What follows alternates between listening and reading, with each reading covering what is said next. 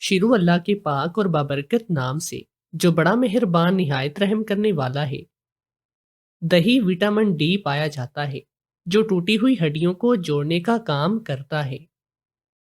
Fry کیے ہوئے چاول کھانے سے یادداشت تیز ہوتی ہے۔ کشمیری مرچ کھانے سے آواز بھاری اور خوبصورت ہوتی ہے۔ صرف ایک پیزا کھانے سے زندگی کے 5 منٹ کم ہو جاتی ہیں۔ گوار پھلی کھانے سے بڑا ہوا پیٹ کم ہوتا ہے۔ شہتوت کھانے سے ہڈیاں مضبوط ہو جاتی ہیں۔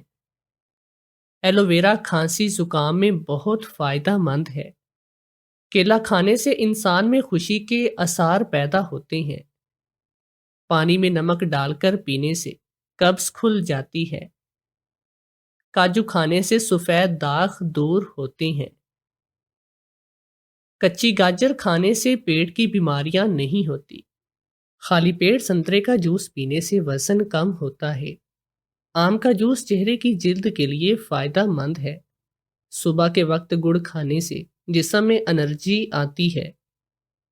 پھول گوبھی کھانے سے برین فنکشن میں آرام ہوتا ہے۔ گینٹھیا کے مریض پپیتا زیادہ کھایا کرے۔ دودھ گرم کر کے پینے سے زکام رک جاتا ہے۔ عربی کھانے سے جسم میں طاقت آ جاتی ہے۔ شملہ مرچ کھانے سے دماغ کی کمزوری دور ہو جاتی ہے۔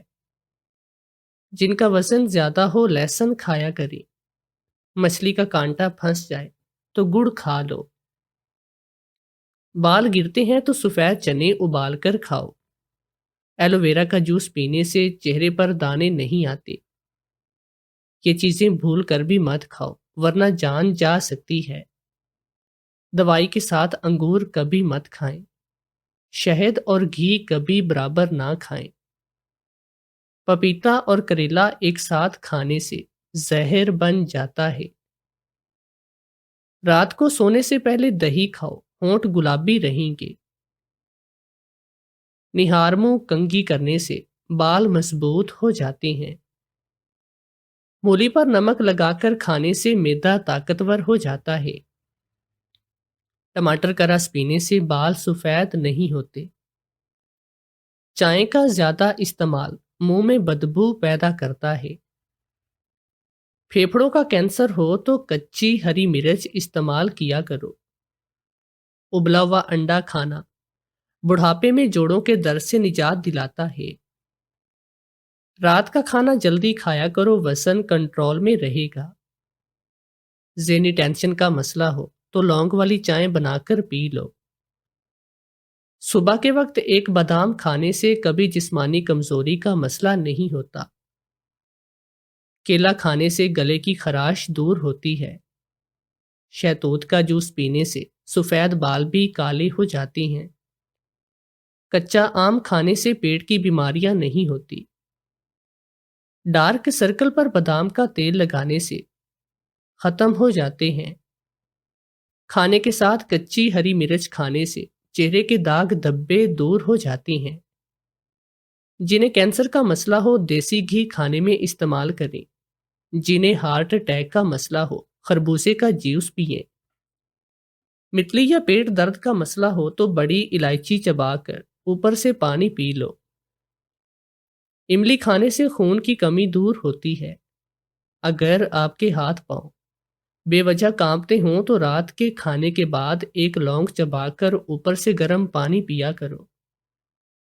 گرم دودھ میں ہلدی ڈال کر پینے سے پیروں کے درد اور سوجن میں آرام ملتا ہے۔ پریگنینسی میں وزن کو کم کرنا ہے تو مکھانے کھاؤ۔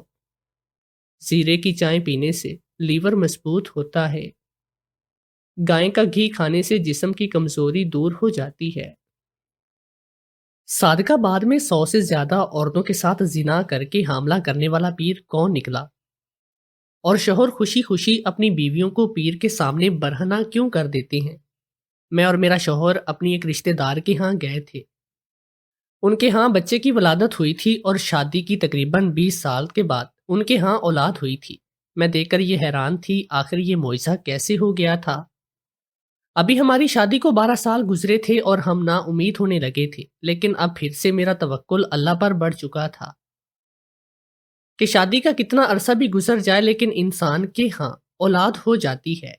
اب ہم خوشی خوشی اپنے اس رشتہ دار کے ہاں مٹھائی اور پھلوں کے تحفے طائف لے کر گئے تھے۔ میرے شوہر کا دوست ہواؤں میں اڑ رہا تھا۔ ظاہر سی بات ہے، جب ایک اتنے لمبے عرصے کے بعد اولاد نصیب ہوئی، وہ بھی ایسے وقت میں جب آپ اپنی تمام امیدوں کو چھوڑ چکے ہوں، تو انسان کا اس طرح سے خوش ہونا تو بنتا ہے۔ وہ تو جتنی خوشی ہی مناتے اتنی ہی کم تھی۔ میں اس کی بیوی کے ساتھ بیٹھی ہوئی باتیں کر رہی تھی اور اس کے بچے کو گود میں اٹھا رکھا تھا۔ میں نے کہا کہ میرے لیے بھی دعا کرنا، اللہ مجھے بھی صاحب اولاد کر دے۔ تبھی میرا شوہر اپنی دوست سے پوچھنے لگا کہ تم نے کہاں سے دوائی لی تھی جس کی وجہ سے شادی کے اتنے سال کے بعد بھی اولاد ہو گئی؟ جس پر میرے شوہر کا دوست اسے بتانے لگا، جبکہ اس رشتہ دار خاتون کا رنگ بالکل پیلا پڑ چکا تھا۔ وہ اپنے سر کو میری طرف دیکھتے ہوئے نفی میں ہلا رہی تھی۔ وہ نہ جانے مجھے کس بات کے لیے منع کرنا چاہ رہی تھی، اور اب تو میں اس بات کو بھی محسوس کرنے لگی تھی کہ جتنا اولاد ملنے پر بچے کا باپ خوش ہوتا تھا، اس کے برعکس مجھے بچے کی ماں بالکل سی بجھی بجھی سی لگ رہی تھی۔ اس کے چہرے پر وہ رونق اور خوشی محسوس نہیں ہو رہی تھی کہ جیسی ہونی چاہیے تھی، اور اسی بات نے مجھے مزید فکر میں مبتلا کر دیا تھا۔ ایسی کون سی بات ہے جو بچے کی ماں اس طرح سے اداس بیٹھی ہوئی تھی؟ کہا جاتا ہے کہ عورت کا چہرہ اچھے طریقے سے پہچان لیتی ہے۔ میں بھی اس کے چہرے سے ہی اس کی تکلیف کو اچھے سے پہچان گئی تھی، مگر میری مجبوری یہ تھی کہ میں اس کے شوہر کے سامنے اسے کچھ بھی پوچھنا نہیں چاہتی تھی۔ وہ بھی شاید اپنے شوہر سے ڈر رہی تھی، اس لیے مجھے کچھ بتانے کی بجائے اشاروں میں کچھ سمجھانے کی وہ کوشش کر رہی تھی، جو میں بالکل بھی نہیں سمجھ سکی تھی۔ مجھے نہیں پتا تھا کہ میں کون سی قیامت سے گزرنے والی ہوں اور مجھے کس خطرے کے لیے خبردار کرنا چاہتی تھی، مگر میں سمجھ نہیں پائی تھی۔ میں رو رہی تھی، میں چیختی چلا رہی تھی، بہت منتیں کر رہی تھی، میں بہت ہی واسطے دے رہی تھی، مگر اس ظالم شخص پہ میری کسی بھی بات کا کوئی اثر نہیں ہو رہا تھا۔ وہ قدم بہ قدم میرے نزدیک ہوتا جا رہا تھا۔ مجھے اس کے ارادوں کی اچھی طرح سے خبر تھی کہ میرے ساتھ کیا کرنے والا ہے، اور یہی چیز مجھے انتہائی پریشانی میں ڈال رہی تھی۔ اذیت کی کوئی انتہا تھی جس پر میں اس وقت تھی، اور اسے برداشت کرنے پر میں مجبور تھی۔ میں سوچ بھی نہیں سکتی تھی کہ وہ شخص جو دن میں اس قدر نیکوکار اور اچھا بن جاتا ہے، وہ رات کے اندھیروں میں ایسا وحشی درندہ نکلے گا۔ مجھے یہاں پر کیا بول کر لایا گیا تھا، مگر یہاں پر میرے ساتھ کیا ہو رہا تھا، اس بات کے بارے میں کوئی نہیں جانتا تھا کہ مجھ پر کون سی قیامت بھی ٹوٹ رہی ہے۔ میں بار بار اپنے شوہر کو آواز دے رہی تھی، مگر وہ میری آواز نہیں سن رہا تھا۔ اس شخص نے میرے کندھوں پر ہاتھ رکھا اور دوپٹے کو کھینچ کر دور نکالا، اور میں نے اذیت سے آنکھیں میچ لی، کیونکہ اس سے آگے میں کچھ نہیں کر سکتی تھی۔ مجھے یہاں پر لانے والا کوئی اور نہیں بلکہ وہ تھا جس پر مجھے حد سے زیادہ مان اور بھروسہ بھی تھا، مگر اسی نے میرے بھروسے کی دھجیاں بکھیر کر رکھ دی، مجھے کہیں کا بھی نہیں چھوڑا۔ اب میری حالت ایسی نہیں تھی کہ میں زندگی بھر کسی اور پر بھروسہ کر سکوں۔ وہ شخص جو دن میں سیاہ کا روپ دھارے رہتا، اس وقت انتہائی مکروہ فریب اور شیطانی ذہنیت کا مالک لگ رہا تھا۔ میں آنکھوں کو سختی سے بند کیے بس اپنی عزت کو محفوظ ہونے کی دعائیں کر رہی تھی، مگر کبھی کبھار ایسا ہوتا ہے کہ ہماری دعائیں قبولیت کا شرف حاصل کرنے میں ناکام رہتی ہیں، اور ایسا صرف ہمارے اپنوں کے سبب ہوتا ہے۔ ہمارا اعتماد، ہمارا بھروسہ ہمیں لے کر ڈوب جاتا ہے۔ میری بھی دعائیں قبول نہیں ہو پائی تھی۔ اس ظالم شخص نے میری عزت کو تار تار کر دیا تھا۔ میں رو رہی تھی، میں تڑپ رہی تھی، میں چلا رہی تھی، مگر اسے کچھ فرق نہیں پڑ رہا تھا اور اپنی من مانیاں کرتا جا رہا تھا۔ وہ میری روح کی دھجیاں اڑا رہا تھا اور میرے جسم کو بھوکے کتوں کی طرح نوچتا جا رہا تھا، جبکہ میرے حلق سے اب چیخیں نکلنا بھی بند ہو چکی تھی۔ میرے سارے احتجاج اپنی موت آپ مر چکے تھے، کیونکہ میرا انجام بہت ہی بھیانک ہوا تھا۔ میں یہاں پر کچھ حاصل کرنے کے لیے آئی تھی، مگر یہاں پر اپنی عزت بھی گنوا کر جا رہی تھی۔ کچھ وقت کے بعد وہ شخص مجھ پر کپڑا پھینک کر اٹھ گیا اور مجھے بھی اٹھنے کے لیے کہا۔ مجھے اس کے چہرے کو دیکھ کر کراہیت سی محسوس ہو رہی تھی۔ میرا دل کر رہا تھا کہ میں اس کے منہ پر تھوک دوں، مگر میں ایسا نہیں کر سکتی تھی۔ اگر میں ایسا کرتی تو نہ جانے اس کے کون کون سے مریدوں کی درندگی کا نشانہ بنتی، اس لیے چپ رہی تھی۔ اگر پیر ایسا تھا تو نہ جانے اس کے مرید کیسے ہوتے۔ میں چپ چاپ اٹھی اور اس زندان سے باہر نکل آئی جس میں میری عزت کو تار تار کر دیا تھا۔ سامنے ہی میرا شوہر مسکراتے ہوئے میری طرف دیکھ رہا تھا، جبکہ میری آنکھوں میں نمکین پانی جمع شروع ہونا ہو چکا تھا۔ وہ فریبی اور مکروہ شخص میرے شوہر کو ایک لفافہ تھما رہا تھا اور ساتھ ہی ساتھ کچھ ہدایت بھی دے رہا تھا، مگر میرا ذہن گہری دھند کی لپیٹ میں تھا۔ مجھے تو اس کی طرف سے ملنے والا صدمہ ہی بہت تھا، اس لیے میں چپ چاپ کھڑی ہوئی تھی اور میرے ذہن میں ان کا بولا جانے والا ایک ایک لفظ بھی نہیں بیٹھ رہا تھا۔ ہم گھر آ گئے تھے، میرا شوہر بہت خوش تھا۔ اس کا کہنا تھا کہ اب ہمیں اولاد ہو جائے گی، جبکہ میرے ذہن میں اب اس رشتہ دار خاتون کا چہرہ گھوم رہا تھا، اور اب مجھے سمجھ آ رہی تھی کہ اسے اپنے بچے کی خوشی کیوں نہیں تھی۔ مگر کیا اس کے شوہر کو اس بارے میں سب معلوم تھا؟ اور کیا میرے شوہر کو معلوم تھا کہ میرے ساتھ وہاں کیا ہوا تھا؟ میں اس بارے میں سوچ تو رہی تھی، مگر صدمے میں ہونے کی وجہ سے اس بات کو بیچ میں ہی چھوڑ دیا تھا، اور یہی میں نے اپنی زندگی کی سب سے بڑی غلطی کی۔ میری شادی کو 12 سال ہو چکے تھے، مگر میں اولاد کی نعمت سے محروم تھی۔ میرا شوہر مجھ سے بہت محبت کرتا تھا، جبکہ میرے سسرال والے ہر وقت مجھے اولاد نہ ہونے کے طعنے دیتے تھے۔ ہم نے ڈاکٹر سے اپنے سارے ٹیسٹ کروا لیے تھے، میں اور میرا شوہر مکمل طور پر ٹھیک تھے۔ میں نے تو اپنے ٹیسٹ کئی بار کروائے تھے اور میری سبھی رپورٹس درست آئی تھی، یا شاید پھر اللہ تعالیٰ کی طرف سے کوئی دیر تھی جو ہمیں اولاد نہیں ہو رہی تھی۔ میرا شوہر مجھے مکمل طور پر سپورٹ کرتا تھا اور کسی کے بھی سامنے میرا سر جھکنے نہیں دیتا، مگر میری ساس کو یہ بات گوارا نہیں تھی۔ وہ چاہتی تھی کہ ان کی نسل آگے بڑھے۔ میرا شوہر ان کا اکلوتا بیٹا تھا، وہ چاہتی تھی کہ جلد از جلد پوتے پوتیوں کو گود میں کھلائے اور پیار کرے، جبکہ اولاد کا لینا میرے اختیار میں نہیں تھا۔ یہ تو خدا کی دین ہوتی ہے جب بھی خدا کی طرف سے دی جاتی ہے، ہمیں کوئی اعتراض نہیں تھا، مگر مسئلہ یہی تھا کہ خدا کی طرف سے ہی دیر تھی۔ پھر ہمارے گھر کا ماحول انتہائی خراب رہنے لگا۔ میری ساس ہر وقت مجھے طعنے دیتی رہتی، میری نندے بھی مجھے بہت ہی سخت نظر سے دیکھتی تھی، میرے شوہر کا رویہ بھی بدلنے لگا تھا۔ ایسے میں بہت پریشان رہنے لگی۔ اب تو سرے عام گھر میں میرے شوہر کی دوسری شادی کی باتیں بھی ہونے لگی تھی۔ ایک دن میں بے بسی کی شدت سے مجبور ہو کر اپنے شوہر کے سامنے بری طرح سے رونے لگی اور کہنے لگی، اگر اللہ کی طرف سے اولاد نہیں ہو رہی تو اس میں میرا کیا قصور ہے؟ میں اپنے شوہر کو کسی کے ساتھ نہیں بانٹ سکتی، جبکہ میری ساس کے ارادے مجھے سمجھ میں آ رہی تھے کہ وہ میرے شوہر کی دوسری شادی کروانا چاہتی ہے۔ اس لیے میں اس کے سامنے رو پڑی تھی۔ آج میرا ضبط جواب دے چکا تھا۔ میرے شوہر نے پیار سے مجھے گلے سے لگایا اور کہا کہ وہ شادی نہیں کرے گا، جس پر میں نے اسے وعدہ چاہا اور کہنے لگا کہ میں جلد ہی ہماری اولاد ہونے کے لیے کوئی نہ کوئی حل ڈھونڈ لوں گا۔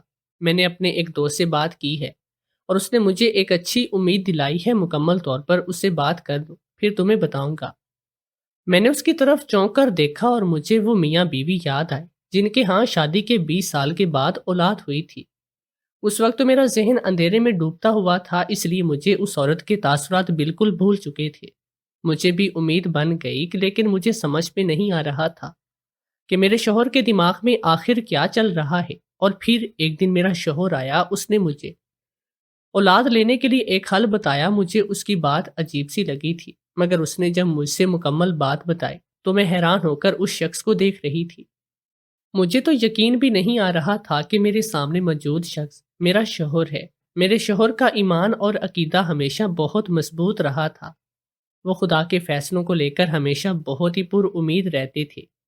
اللہ تعالیٰ کے فیصلوں کے پیچھے چھپی ہوئی مصلحتوں کے بارے میں سوچتے تھے، مگر آج ان کے منہ سے نکلنے والی اور غیر متوقع بات نے مجھے حیران کر دیا تھا۔ میں بار بار اس سے پوچھ رہی تھی کہ کیا جو وہ مجھے بتا رہے ہیں وہی ان کے دماغ میں چل رہا ہے، جس پر وہ زور زور سے سر ہلاتے ہوئے ہاں ہاں کہہ رہے تھے۔ میں ان کو بار بار منع کر رہی تھی، مگر وہ تھے کہ میری بات سننے کے لیے تیار بھی نہ تھے۔ وہ مجھے ایک پیر صاحب کے پاس لے کر گئے۔ ان کے دوست نے انہیں بتا دیا کہ اس پیر کے پاس اپنی بیوی کو لے جانے کے بعد ہی ان کے ہاں اولاد ہوئی تھی، اس لیے اب میرا شوہر بھی مجھے اس پیر کے پاس لے کر جانا چاہتا تھا۔ ان کا کہنا تھا کہ ان کے علاج کرنے سے بہت سارے لوگوں کے پاس اولاد ہو جاتی ہے، میرے پاس بھی ہو جائے گی، جبکہ مجھے یہ سب کچھ غلط لگ رہا تھا۔ مجھے تو پیر کی آنکھوں میں ہی مکر اور فریب نظر آ رہا تھا۔ اب میں یہاں تک آ گئی تھی تو واپس نہیں جا سکتی تھی۔ اس طرح میرا شوہر بھی مجھ سے ناراض ہو جاتا تھا اور میں اپنا یہ سہارا بھی کھو دیتی۔ گھر کے حالات مجھ پر پہلے ہی مجھ پر تنگ تھے، اب میں ان کی ناراضگی مول نہیں لے سکتی تھی، اس لیے میں چپ چاپ اس کی بات مانی اور پیر صاحب کے پاس اندر حجرے میں چلی گئی۔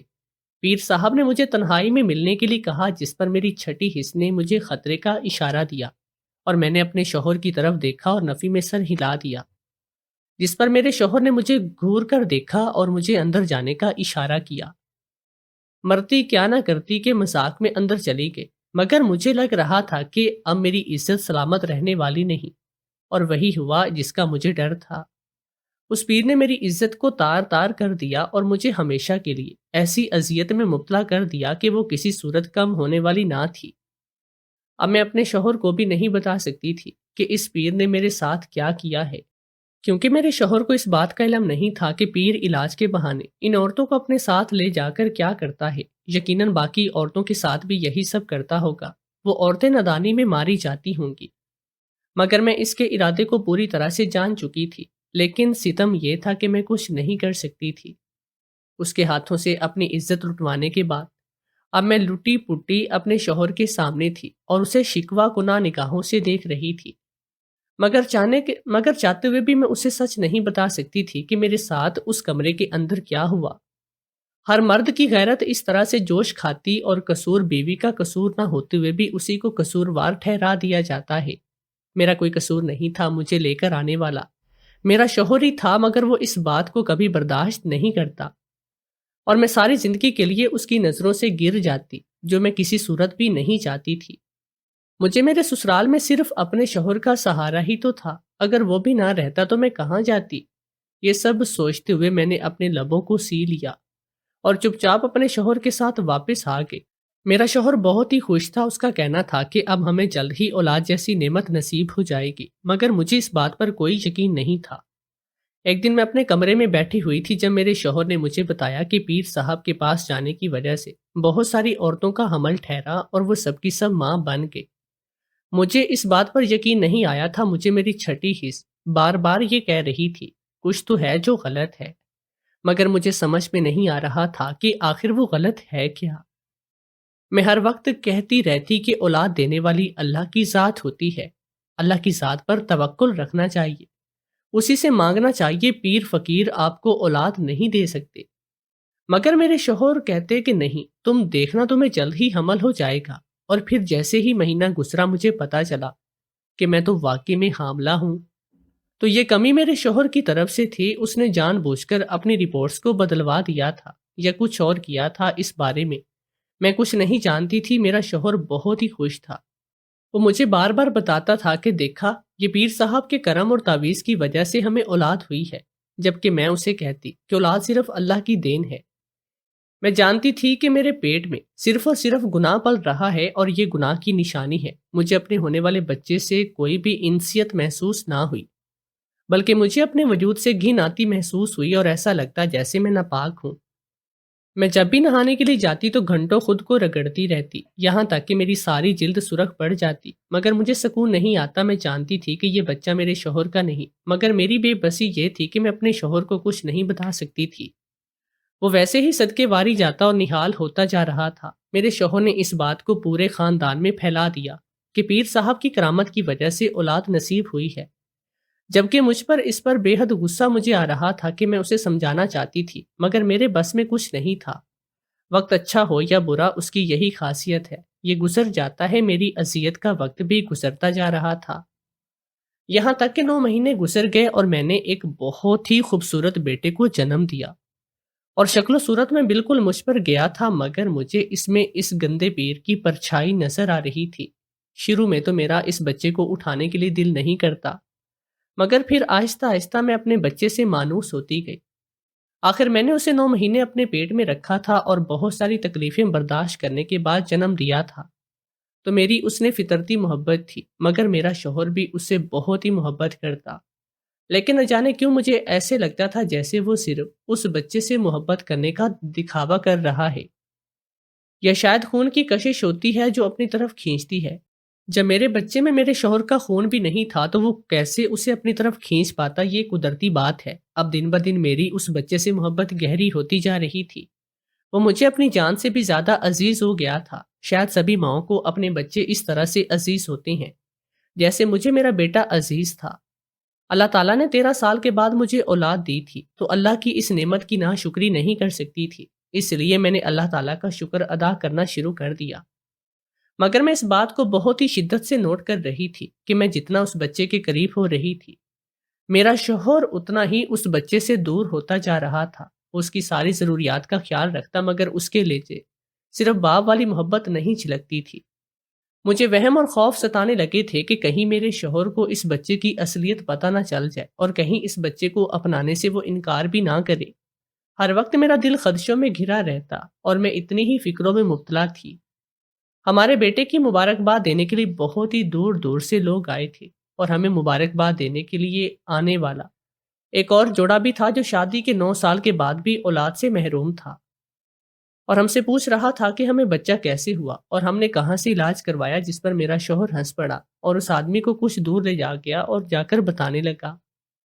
میرے چہرے پر بھی اسی خوف کے سائے تھے جو اس کی بیوی میرے پاس بیٹھی ہوئی تھی۔ میں بھی اسے بتانا چاہتی تھی کہ وہ کبھی بھی میرے شوہر کے بتائے ہوئے پیر کے پاس نہ جائے، مگر میری مجبوری تھی کہ میں اسے نہیں بتا سکتی تھی کیونکہ میں اپنی عزت اور مان نہیں گنوانا چاہتی تھی، نہ ہی اپنے بچے کو اس خاندان میں سوالیہ نشان بنانا چاہتی تھی، اس لیے چپ ہو گئی۔ اور پھر مجھے وہ عورت یاد آنے لگی تھی جسے شادی کے 20 سال کے بعد اولاد ہوئی تھی۔ وہ بھی شاید مجھ سے یہی کہنا چاہتی تھی کہ میں اس پیر کے پاس نہ جاؤں۔ جب میرے ساتھ یہ سارا قصہ ہو چکا تھا تو میں اس عورت کے خوف کو اچھی طرح سے سمجھ گئی تھی۔ یہ جوڑا بھی ہم سے رخصت لے کر چلا گیا۔ میرے دل میں اب بہت سارے سوال پیدا ہو چکے تھے۔ اب مجھے سمجھ آ گیا تھا کہ شادی اتنے عرصے کے بعد اس عورت کو اولاد کیوں نہیں ہوئی، اور مجھے اولاد کیوں ہوئی تھی۔ شاید ہم دونوں کے شوہروں میں کمیاں تھیں اور ہم دونوں اس جیلی پیر کے بچوں کی ماں تھی۔ یہ سوچ ہی اذیت ناک تھی مگر یہی حقیقت تھی، اور اگر ہمارے شوہروں کو اس بات کے بارے میں علم ہو جاتا تو نہ جانے کون کون سی قیامت آتی۔ ایک دن میرے شوہر کے وہی دوست جن کے ہاں شادی کے 9 سال کے بعد بھی نہیں اولاد ہوئی، وہ ان سے ملنے آئے اور میں ان کے لیے چائے بنانے کے لیے اٹھ کر کچن میں گئی۔ جیسے ہی میں چائے لے کر ان کے دونوں کی باتیں سن کر میرے پاؤں تلے سے زمین نکل گئی۔ مجھے ایسے لگ رہا تھا جیسے گھر کی پوری چھت میرے سر پر آ کر گری ہو۔ میرا سارا وجود زلزلوں کی زد میں تھا۔ میرا دل کر رہا تھا کہ یہ زمین پھٹے اور میں اس کے اندر سما جاؤں۔ میری بربادی کے پیچھے میرے اپنے شوہر کا ہاتھ تھا۔ تصویر کا یہ دوسرا رخ بھی ہو سکتا ہے، میں نے اس بارے میں تو سوچا بھی نہیں تھا۔ میرے شوہر کا دوست اسے اپنے مسئلے کے بارے میں بتا رہا تھا اور کہہ رہا تھا کہ اس میں کمی ہے، وہ کبھی باپ نہیں بن سکتا، جس پر میرے شوہر نے کہا تھا کہ اس پیر کے پاس جاؤ، وہ خود ہی تمہیں باپ بنا دے گا، اور مجھے ساری بات سمجھ آ گئی۔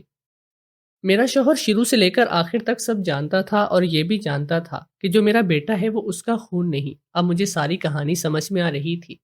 ان پیر صاحب کے پاس شاید وہی مرد جاتے تھے جن میں عورتوں میں خود کمی ہوتی ہے، اور پیر صاحب انہیں دیکھ کر ان کی بیویوں کے ساتھ زیادتی کرتے ہیں، اور اس کے بعد ان کی بیویوں کو حمل ہو جاتا ہے۔ اسے پیر صاحب کی کرامت قرار دے دیا جاتا ہے۔ ویسے تو کوئی بھی مرد اپنی بیوی پر کسی کا برا سایہ برداشت نہیں کرتا، مگر اپنے خاندان میں اپنے نام نہاد عزت کو بچانے کے لیے اپنی بیویوں کو ہمیشہ کی اذیت میں مبتلا کر دیا جاتا ہے، اور وہ تمام مرد اپنی بیویوں کو خوشی خوشی پیر صاحب کے پاس لے کر جاتے تھے جو خود باپ بننے کی صلاحیت سے محروم ہوتے تھے، اور اس بات سے کوئی فرق نہیں پڑتا کہ ان کی بیویاں کس تکلیف میں اپنی زندگی گزاریں گی۔ وہ بس اسی بات پر خوش ہو جاتے تھے کہ ان کے نام نہاد مردانگی دنیا والوں کے سامنے ثابت ہو جائے گی۔ میرا دل کر رہا تھا کہ میں اپنے شوہر کو چھوڑ کر ہمیشہ کے لیے چلی جاؤں، لیکن میں اپنے بیٹے کے وجود کو سوال نشان نہیں بنا سکتی تھی، اس لیے مجھے اس خود غرض آدمی کے ساتھ اپنے لبوں کو سی کر گزارنا ہی تھا۔ اس کے سامنے اپنے بھرم کو قائم رکھنا بھی تو تھا۔ میں جانتی ہوں کہ میرے لیے بہت مشکل ہونے والا تھا، مگر یہ میری مجبوری بھی تو تھی۔